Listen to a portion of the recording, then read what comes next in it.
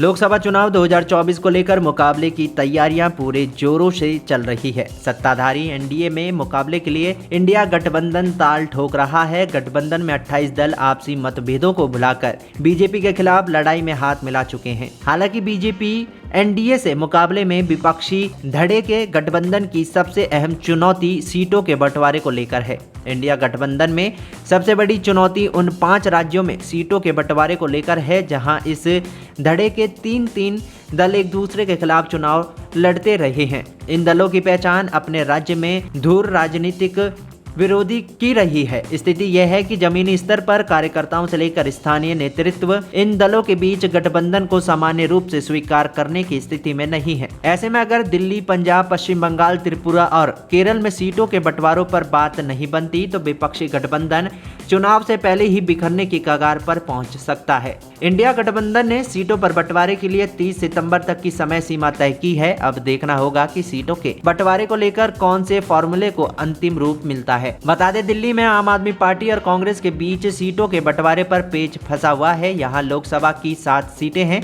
पिछले महीने ही कांग्रेस नेता अलका लांबा के बयान के बाद हंगामा मच गया था। अलका ने कहा था कि पार्टी की बैठक में दिल्ली में 7 सीटों पर चुनाव लड़ने का फैसला हुआ है। अलका लांबा के बयान पर आप प्रवक्ता ने तो इंडिया गठबंधन छोड़ने की धमकी तक दे डाली थी। आम आदमी पार्टी कांग्रेस का ही विकल्प बनकर ही दिल्ली की सत्ता में आई है। ऐसे में विधानसभा चुनाव में पार्टी के जबरदस्त प्रदर्शन को देखते हुए वो लोकसभा सीटों पर अपनी अधिक दावेदारी ठोकेगी। 2015 और 20 के चुनाव में आपको 50% से अधिक वोट मिले थे, तो वहीं कांग्रेस के 2015 और 20 के विधानसभा चुनाव में क्रमशः 9% और 4% वोट मिले थे। 2014 के लोकसभा चुनाव में आम आदमी पार्टी को 33.08% वोट मिले थे। दूसरी तरफ कांग्रेस ने 15.22% वोट ही हासिल किए थे। वहीं 2019 में बाजी पलट गई। कांग्रेस ने अपने प्रदर्शन में सुधार करते हुए 22.63% वोट हासिल किए, तो वहीं आपके खाते में 18.2% वोट ही आए। हालांकि इन दोनों ही लोकसभा चुनाव में आप और कांग्रेस को दिल्ली में एक भी लोकसभा सीट पर जीत नसीब नहीं हुई। दोनों बार लोकसभा की सभी 7 सीटें बीजेपी के खाते में गई। खबर है कि पहले कांग्रेस अपनी ओर से लोकसभा की 3 से 4 सीटों पर दावा करने की तैयारी में है। पार्टी को लग रहा है कि उनकी कोशिश होगी कि कम से कम 3 सीटें उन्हें मिले। इन नेताओं को लग रहा है अगर उन्हें लोकसभा की 3 सीटें मिलती हैं तो विधानसभा चुनाव में भी 30 सीटों पर दावा करेगी। 2019 के लोकसभा चुनाव में आप 4 सीटों पर दूसरे नंबर पर रही थी, तो वहीं कांग्रेस 3 सीटों पर दूसरे नंबर पर थी।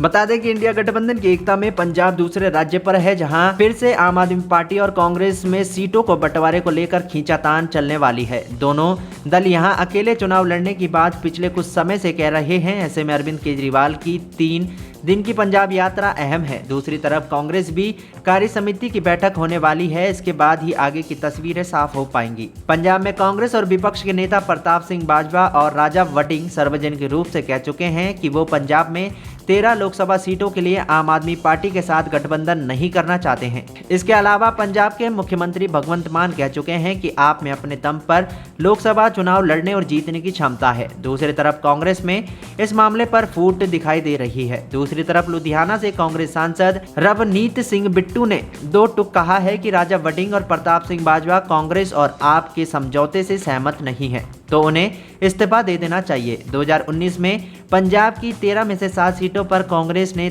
जीत दर्ज की थी, वहीं आम आदमी पार्टी को 1 सीट पर जीत मिली थी।